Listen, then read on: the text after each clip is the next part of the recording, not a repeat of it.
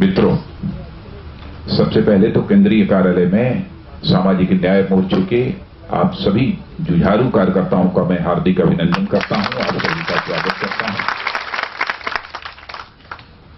सामाजिक न्याय मोर्चे के गठन की आवश्यकता क्यों पड़ी? भारतीय जनता पार्टी की स्पष्ट यह मान्यता है कि यदि हम भारत को सशक्त भारत बनाना चाहते हैं, स्वावलंबी भारत बनाना चाहते हैं, स्वाभिमानी भारत बनाना चाहते हैं, तो जब तक भारत के सभी जाति, सभी वर्ग के लोगों का समुचित विकास नहीं होगा, तब तक हम जैसा भारत बनाने की कल्पना करते हैं वो हमारी कल्पना कभी साकार नहीं हो पाएगी। इसी उद्देश्य के भारतीय जनता पार्टी ने सामाजिक न्याय मोर्चा गठित करने का फैसला किया है। यह आजाद भारत की सबसे बड़ी विडंबना रही है कि आजादी के 67 वर्ष गुजर जाने के बावजूद जो समाज के भिन्न भिन्न जातियां हैं, जो भिन्न भिन्न वर्ग हैं, उनका जैसा विकास होना चाहिए था, जैसे उनकी गरीबी और बेरोजगारी की समस्याओं का समाधान होना चाहिए था, 67 वर्षों की आजादी के काल में उनकी समस्याओं का समाधान नहीं हो पाया। बल्कि मैं यह कहूं कि यह गरीबी और बेरोजगारी का संकट निरंतर और गहरा होता चला गया तो यह कहना भी अतिशयोक्तिपूर्ण नहीं होगा। इसीलिए भारतीय जनता पार्टी ने सोचा कि भिन्न भिन्न जाति और वर्ग के लोगों को भी इकट्ठा किया जाना चाहिए और उनके अंदर एक विश्वास पैदा करने की आवश्यकता है कि भारतीय जनता पार्टी एक देश की एक ऐसी राजनीतिक पार्टी है जो कि समाज के सभी लोगों को साथ लेकर चलना चाहती है। केवल एक दो भाग अथवा एक दो वर्ग को ही साथ लेकर नहीं चलना चाहती है, बल्कि सारे जितने भी समाज के भिन्न भिन्न जातियां हैं, भिन्न भिन्न वर्ग हैं, सबको साथ लेकर हम चलने वाली राजनीतिक पार्टी है। जब हम सबको साथ लेकर चलते हैं तो स्वाभाविक रूप से यह सवाल खड़ा होता है कि केवल यदि चुनाव ही जीतना है तो चुनाव तो कुछ लोगों को लेकर जीता जा सकता है, तो समाज के सभी लोगों को साथ लेने की आवश्यकता क्यों है? तो हम लोगों की सोच यह है कि भारत एक ऐसा देश है जिस देश के ऋषियों और मनीषियों ने कभी भी इंसान और इंसान के बीच नफरत पैदा नहीं की है और अलग अलग नजरिए से कभी नहीं देखा है। यह हमारे भारत की यह विशेषता रही है। कोई यह कह सकता है कि कैसे आप यह मानते हैं कि भारत में जो ऋषि और मनुष्य थे सबको समान नजरिए से देखते थे?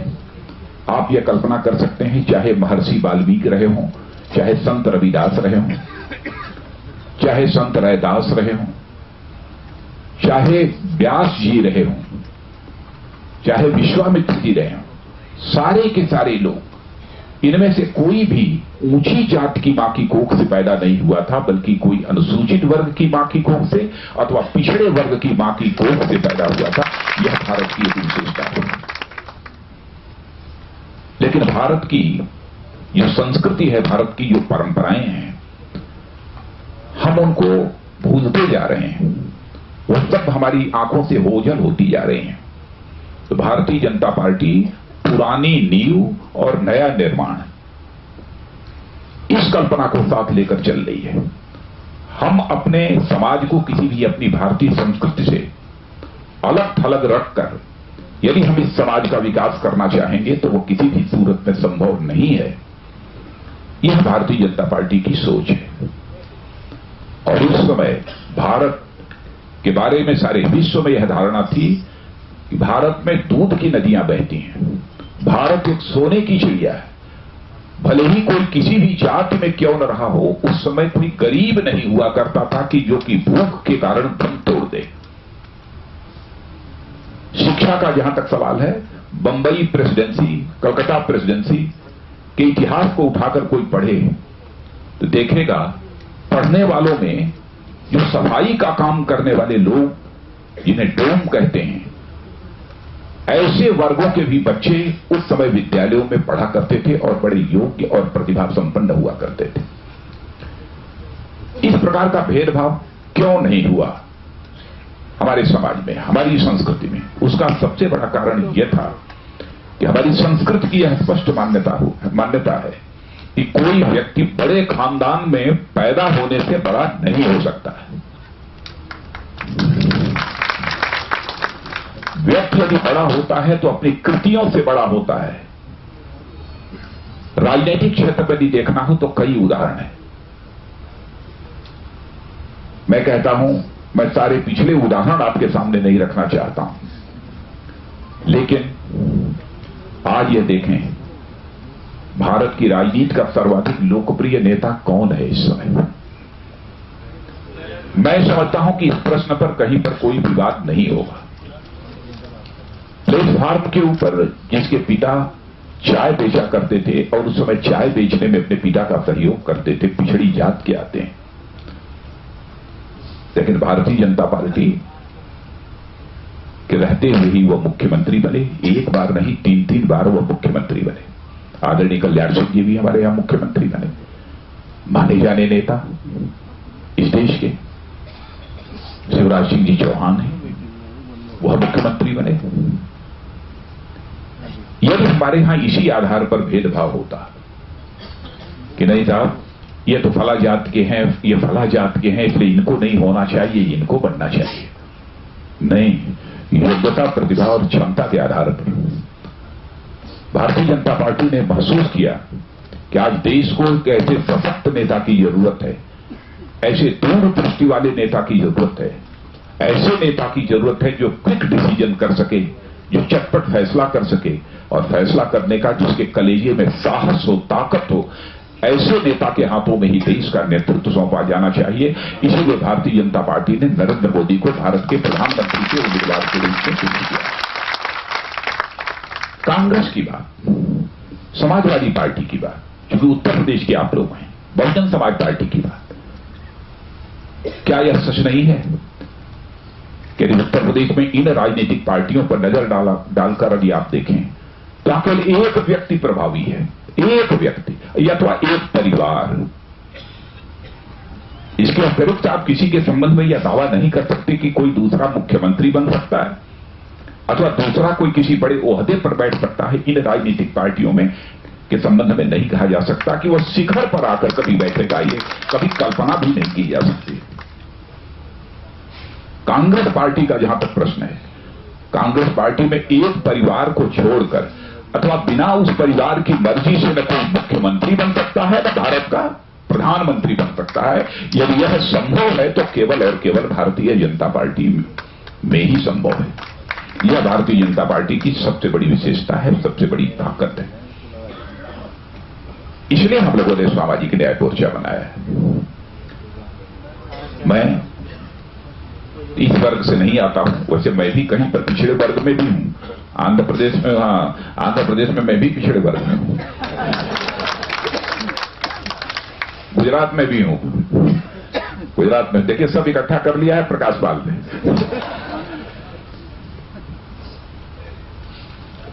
हाँ, लेकिन मैं भी पार्टी का अध्यक्ष हूं। लेकिन मुख्यमंत्री रहते हुए, उत्तर प्रदेश के संदर्भों में यदि मैं बात करूं तो मुख्यमंत्री रहते हुए कहीं कोई राय परामर्श तो ऐसा हुआ नहीं था। हुकुम सिंह जी यहां बैठे हैं, इस बात के साक्षी हैं। केवल इन्हीं के साथ हमारी बातचीत हुई, इनको मैंने बुलाया। ये हमारे ऊर्जा मंत्री थे, बहुत अच्छा काम किया था इन्होंने। और मैंने कहा कि मैं चाहता हूं कि समाज उत्तर प्रदेश में बहुत सारी ऐसी हमारी पिछड़ी जातियां हैं, अनुसूचित वर्ग की भी बहुत सारी ऐसी जातियां शेष रह गई हैं कि आरक्षण का लाभ अथवा आरक्षण के द्वारा अन्य जो बहुत सारी सुविधाएं मिलती हैं वह इनको प्राप्त नहीं हो पा रही हैं। और अब तक इनका जो विकास होना चाहिए था, जो इनका उत्थान होना चाहिए था, जो इनके जीवन स्तर में सुधार होना चाहिए था, वह नहीं हो पा रहा है। मैंने ऐसा सोचा है कि एक इनके लिए भी आरक्षण का प्रतिशत अलग से सुनिश्चित कर दिया जाना चाहिए। लेकिन क्योंकि मैं बहुत थोड़े समय के लिए ही प्रदेश का मुख्यमंत्री रहा, तो मुझे भी इस काम को जल्दी करना था। कुछ लोग लोग ये कह सकते हैं कि शायद आपने काम इसलिए किया ताकि चुनाव में सफलता हासिल कर सकें, आप पिछड़े वर्ग का आपको समर्थन प्राप्त हो सके। तो बहनों भाइयों, इस बात को मैं बार बार दोहराता हूं और उस समय भी इसमें सच्चाई को जानता था कि यदि आज मैं चुनाव के 3 महीने पहले इस काम को कर रहा हूं, क्योंकि मैं विलंब से पहुंचा ही था मुख्यमंत्री बनकर, तो यह बात नीचे तक जो रिश्ते हुए पहुंच जानी चाहिए वो उतनी नहीं पहुंचेगी। सच्चाई को भी मैं जानता था, क्योंकि मैं भी लंबे समय तक राजनीति कर रहा हूं। लेकिन मैंने सोचा कि यदि मैं एक बार मैं कर दूंगा तो आगे आने वाली सरकारें फिर इस कानून को रद्द करने का साहस नहीं जुटा पाएंगी। यह हमारी एक सोच थी। और हम बराबर यह भी कहते हैं कि हम राजनीति केवल वोट के लिए नहीं करते हैं। हम राजनीति यदि करते हैं तो समाज के लिए राजनीति करते हैं, देश के लिए राजनीति करते हैं। यह भारतीय जनता पार्टी की सोच है। इसी सोच के आधार पर ही उस काम को उस समय हमने किया। जब चर्चा हो रही थी तो ये पहले हमारे जाने के 3-4 महीने के बाद ही यह कमेटी, या 5 महीने के बाद, पूरा याद नहीं है मुझे, शायद यह कमेटी बनी थी। तो हुकुम सिंह जी से मैंने कहा कि मैं चाहता हूं कि 2-3 महीने के अंदर यह रिपोर्ट आ जाए। जरूरत होगी सारे के सारे अधिकारियों को इस काम में, इस सर्वेक्षण में लगाने की, तो मैं सर्वेक्षण में लगाने को तैयार हूं। मैं सचमुच हुकुम सिंह जी की प्रतिभा की तारीफ मैं करता हूं, उसकी मैं प्रशंसा करता हूं, इनकी क्षमता की। इन्होंने कहा कि आप चिंता मत करिए, मैं इस काम को 2 महीने में ही मैं पूरा कर दूंगा।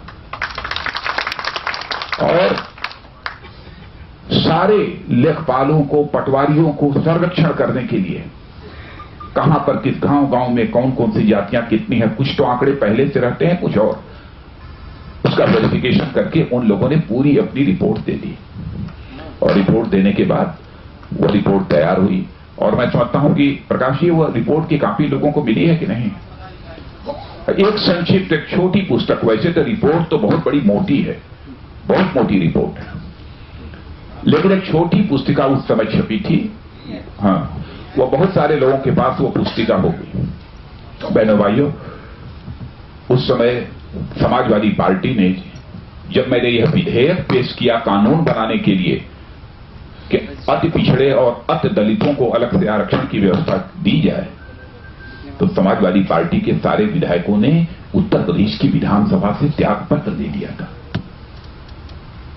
शायद आप लोगों को मालूम नहीं होगा। क्या ऐसे ही लोगों को इस देश की राजनीति करनी चाहिए? ऐसे ही लोग समाज बना सकते हैं? फिर भी मैंने कहा कि भले ही सबके सब त्याग पत्र दे देंगे, लेकिन यह विधेयक विधानसभा में पेश होगा और विधानसभा में पारित होगा। विधेयक विधानसभा में पेश हुआ, विधेयक विधानसभा में पारित हुआ, विधान परिषद में भी पारित हुआ, और गवर्नर ने भी अपना हस्ताक्षर कर दिया और वह कानून बन गया। कानून बन जाने के बाद वह लागू भी हो गया। लागू होने के बाद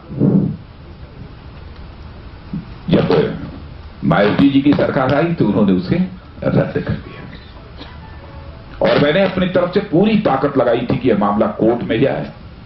कोर्ट में मैंने खुद ही लगाया था और लोग लगे भी हुए थे, लेकिन बहुत लेट जाकर किसी एक दूसरे केस में कोई एक जजमेंट आया है जो इलाहाबाद हाई कोर्ट ने दिया है, जो कि 3 अक्टूबर को, रामलोटन जानते हैं, हाँ, तो वो आया। बच्चों, जिस सिद्धांत पर हम लोगों ने 2001 में ही कर दिया था, उसके बारे में अब जाकर इधर हाल में कोई जजमेंट आया। इसका मतलब कि इस देश की अदालतें भी इस सच्चाई को स्वीकार करने लगी हैं कि जो न्याय होना चाहिए था इन जातियों के साथ, इन वर्गों के साथ, वह न्याय नहीं हुआ। और इसको हम लोगों ने बहुत पहले ही सोचकर इस पर अमल करना प्रारंभ कर दिया। हमसे पहले यदि इस काम को किसी ने बिहार में किया था, बहुत पहले 78 में या कभी, तो कर्पूरी ठाकुर ने किया था।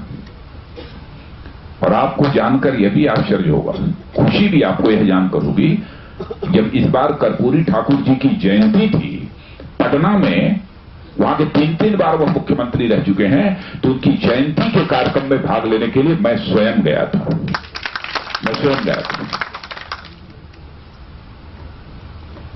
लेकिन अब उत्तर प्रदेश में यह सरकार आई, उससे रद्द कर दी। बहनों भाइयों, हम लोगों की प्रतिबद्धता पूरी तरह से है। हमारी पार्लियामेंट्री बोर्ड भी इस बात से सहमत है। यह तो छोटी बात है, इससे भी बड़ी बात कि इनके जीवन स्तर, इन वर्गों के, इन जातियों के जीवन स्तर को ऊपर उठाने के लिए जो भी आवश्यक कदम हैं, वह आवश्यक कदम उठाए जाने चाहिए। उसमें रंग मात्र भी संकोच नहीं होना चाहिए। आप वह पुस्तक पढ़ेंगे तब आपको विस्तार से आपको जानकारी हो जाएगी कि क्या क्या किया है।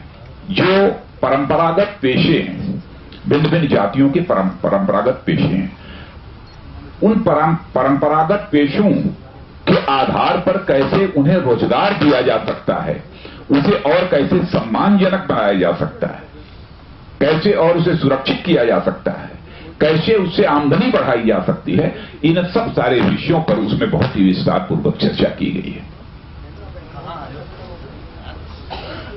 लेकिन इस हिंदुस्तान में यह लड़ाई लड़ने वाली यदि कोई राजनीतिक पार्टी है, सामाजिक न्याय की लड़ाई लड़ने वाली और सामाजिक न्याय के प्रति पूरी तरह से प्रतिबद्ध यदि कोई राजनीतिक पार्टी है, तो बहनों भाइयों, वो केवल भारतीय जनता पार्टी है।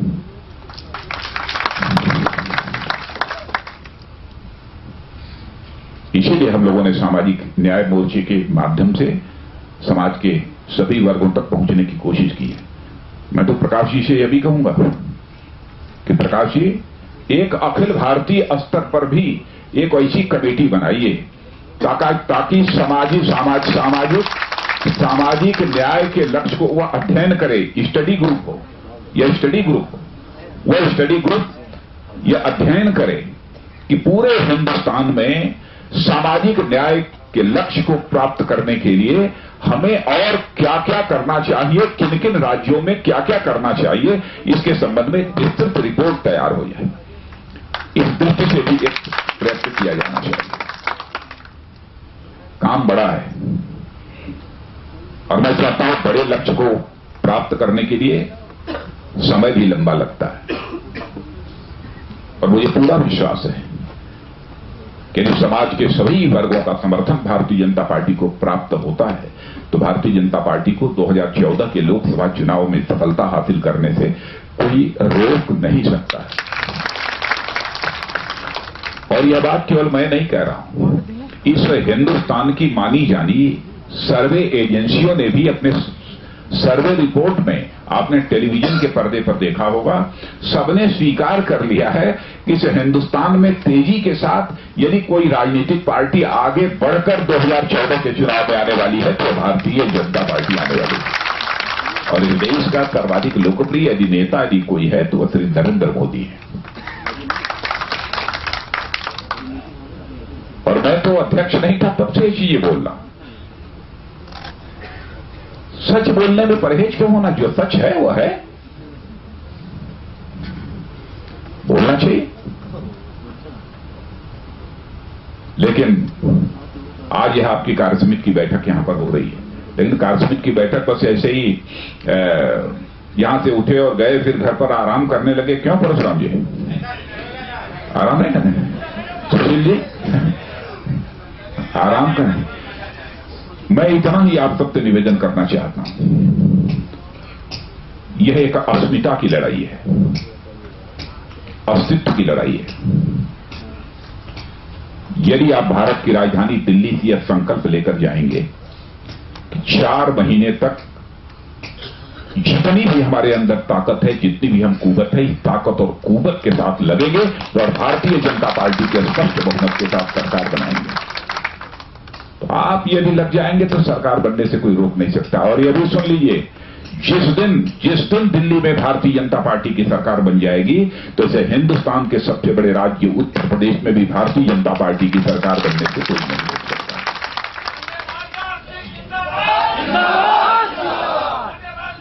और हम लोगों की और भिन्न भिन्न राज्यों में सरकार बनने के बाद, क्योंकि सामाजिक न्याय की दृष्टि से बहुत सारे ऐसे काम हैं जो कि राज्य सरकारें कर सकती हैं, तो उन राज्य सरकारों से भी यह काम कराने में हम सबको सुविधा होगी। इसलिए मैं कह रहा हूं कि आप सबको पूरी ताकत है, लेकिन इस बार अपनी शक्ति का प्रदर्शन कर दीजिए और एक बार फिर से उत्तर प्रदेश में विधानसभा के चुनाव में करना होगा, तब जाकर यह काम पूरा होगा। केवल केंद्र में सरकार बनने से सारा लक्ष्य प्राप्त हो जाएगा उत्तर प्रदेश में, ऐसा नहीं है। क्योंकि मैं जानता हूं, मैं मुख्यमंत्री रहा हूं, मुझे मालूम है क्या केंद्र सरकार की सीमाएं हैं और क्या राज्य सरकार की सीमाएं हैं। रामबख्श जी जानते हैं खूब अच्छी तरह।